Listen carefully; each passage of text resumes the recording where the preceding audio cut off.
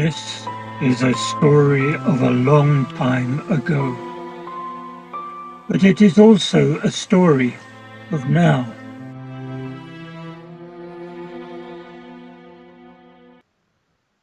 Everything my experience of forecasting the future and understanding symbols has revealed to me, I will make plain to you.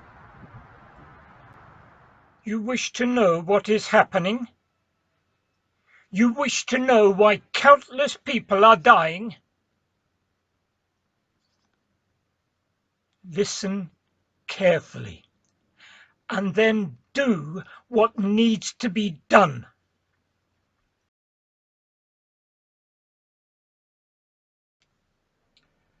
Listen, Crayon.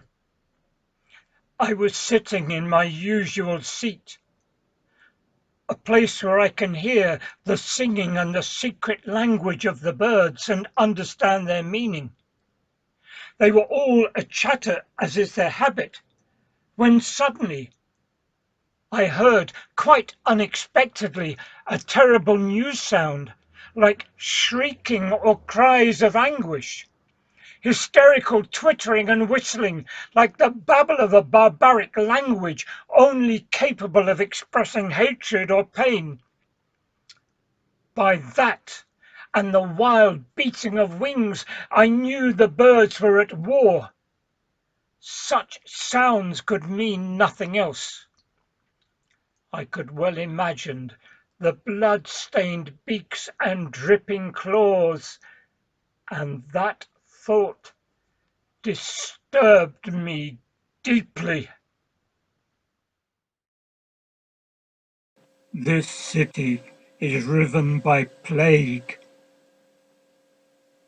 Bodies on every corner. Bodies accumulate almost faster than we can count them, faster than we can bury them. Nobody knows the cause, so they come to me. They come to me, Tiresias, for answers. Tiresias, the Seer. Ironic my title, since I cannot see. No, I cannot see, since I am blind.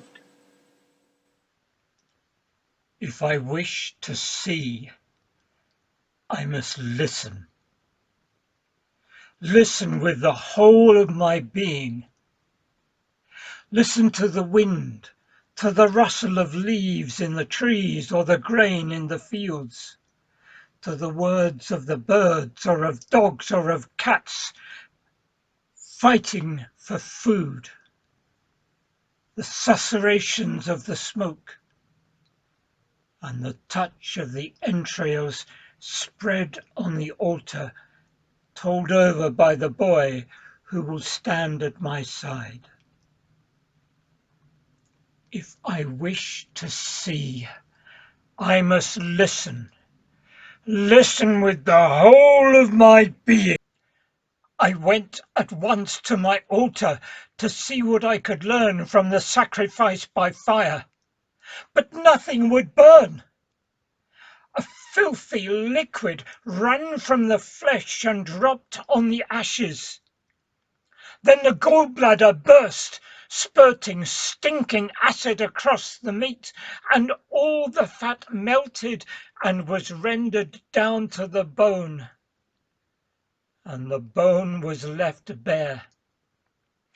I saw all this. Oh, my boy saw it. He sees for me what my eyes cannot see, just as I see things to which other people are blind. I staggered away to breathe clean air, coughing and choking, for in that filth I could read nothing. The oracle was clogged with fat and decay. And then it was revealed. I understood that you, King Creon, have decreed this filth that chokes our altars.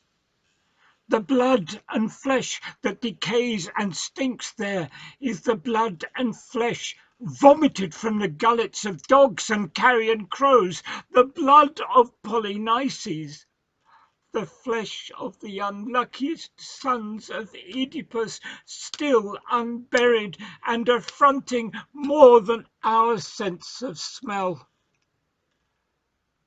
The gods themselves are disgusted.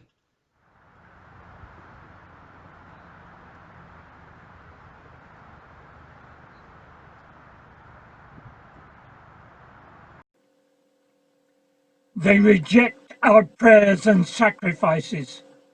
How could they do otherwise? How can the birds sing of anything but horrors blown out with this banquet of human blood, clogged and stinking till their very beaks drip with it? So they turned to me, Tiresias, the canting prophet, serving generations of the city of Thebes, of Cadmus, of Laius, of Oedipus and Creon. Inside the palace, the rulers quarrel like boys, while the city dies all around them, inhabitants left in anguish. Rumors were spread in the palace, unfounded suspicions, and then the anger that follows unjust accusations. And yes, they turn to me, Tiresias, the blind seer, famed for his bird talk and prophecy. For mine is a terrifying gift, and I should have stayed at home. I was summoned to the palace to speak with King Creon. I knew no good would come of it. I knew that he would not listen, would not believe the truth if he even heard it. Such is the arrogance of man, and yet he must be told. My son, listen to me. Any man can make a mistake or commit a crime. The man who can recognize what he has done, see that he was mistaken or morally wrong, admit it and put it right, that man proves it is never too late to become wise, and no one will condemn him. But if he compounds his stupidity with stubbornness and an obstinate refusal to face the facts, he is nothing but a fool. Is there anyone more stupid than the stupid man who cannot see his own stupidity? Polynices is dead. Don't revenge yourself on his remains. You can kill a man once and once only. Is there any glory to be gained by defeating a corpse? This is good advice, my son, sincerely offered by someone who wishes you well. Take it. Take my advice. He said, of course, my words were false and worthless. He angered me with baseless accusations. I spelled out simply the tragedies ahead, and left him with the truth he would not hear. You know yourselves what happened, and I see history repeated as I always knew it would be. Most rulers think they shape the world anew. Most rulers foul the paths that others trod, as asses tread the weary mill-wheel circles. We seem condemned to those who cannot see. There is plague in this city, and you lie about the numbers, and you think that we won't notice, but we do.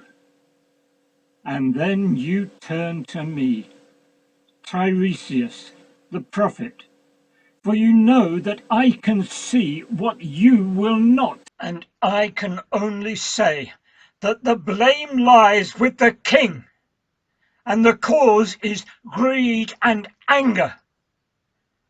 And you will blame me for the words that I must utter, but the cause lies with the rich and not the poor.